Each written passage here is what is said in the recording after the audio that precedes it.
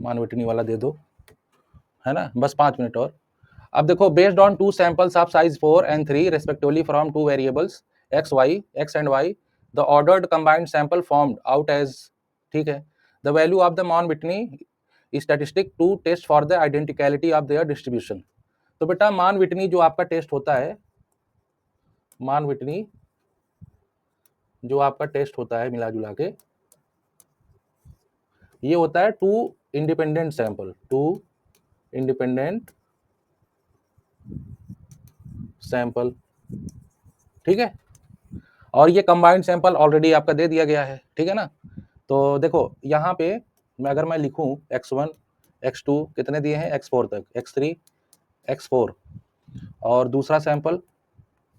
चलो यहाँ पे लिख रहा हूँ, ये x है, ये y है, x1 दिया है, x2 दिया है, x3 दिया है, x4, और y1 y2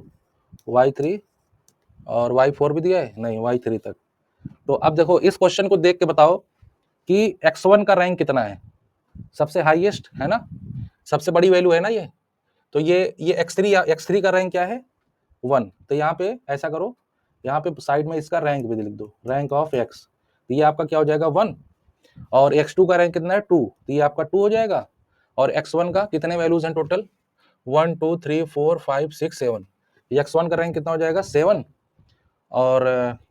x4 कहाँ पे है 1 2 3 4 5, ये आपका 5, और y1 का रैंक कितना है, यहाँ पे लिखो रैंक ऑफ y1 का रैंक है 3, और y2 का रैंक है 4,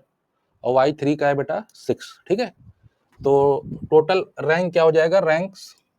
रैंक ऑफ मतलब रैंक ऑफ x का मतलब सम है ना,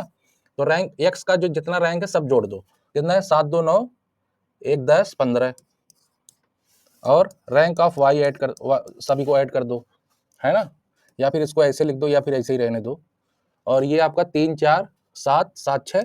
13, ठीक है। तो देखो मान विटनी जो आपका होता है बेटा स्टैटिस्टिक, यू टेस्ट बोलते हैं इसको, तो यू एक्स आपका फार्मूला होता है n1 n2 plus n1 n plus 1 by 2 minus R X, ठीक है। इसका नोटेशन मैं ऐसे लिख देता हूँ, आर एक्स और ये आर वाई, ठीक है, और यू वाई आपका क्या होगा n1 n2 plus n2 plus 1 by two minus R, हाँ यहाँ पे भी आर एक्स और आर वाई, ठीक है। ये देखो पहले फार्मूला यही होता है बच्चों, नॉन पैरामेट्रिक आप लोग पढ़े हैं कि नहीं,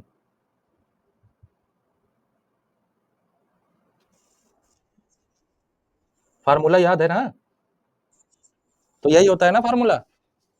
देखो रैंक सम और दिस, हाँ बच्चों क्या,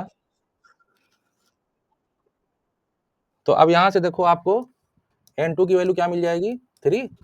और यहाँ से n1 की वैल्यू क्या मिल जाएगी 4, है ना। तो अब ऐसा करते हैं, इसमें n1 n2 की वैल्यू पुट करते हैं अलग अलग, ठीक है ना। तो चलो पुट करते हैं, पहले यू एक्स निकालते हैं, यू एक्स आपका है n1 n2 plus n1 plus 1 by 2 minus R X, तो n1 आपका है 4, n2 आपका 3, और 4 इंटू 5/2 माइनस आर एक्स कितना निकाले 15, तो ये आपका हो जाएगा 12, और ये 10, और ये 15, और ये आपका आ गया 22 माइनस 15, ये क्या आ गया 7, ठीक। अब निकालते हैं हम लोग यू आई है n1 n2 प्लस n1 अरे n2 plus 1 by 2 minus R Y कितना है 13, ये आपका हो जाएगा वही 12, बस यहाँ पे 3 इंटू 4 बाई 2, तो ये आपका 2 दूनी 4 कट जाएगा, और ये 13, तो ये आपका आ जाएगा 12, और ये 3 दूनी 6 13, इसकी वैल्यू क्या आ जाएगी 18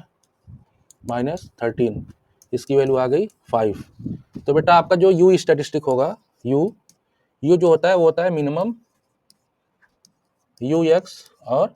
यू वाई, है ना। तो मिनिमम